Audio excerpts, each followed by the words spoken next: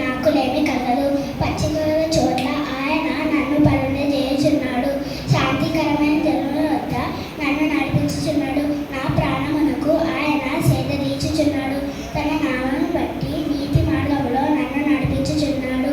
గాఢాంధకారపు లోయలో నేను సంచరించినను ఏ అపాయమునకు నేను భయపడను.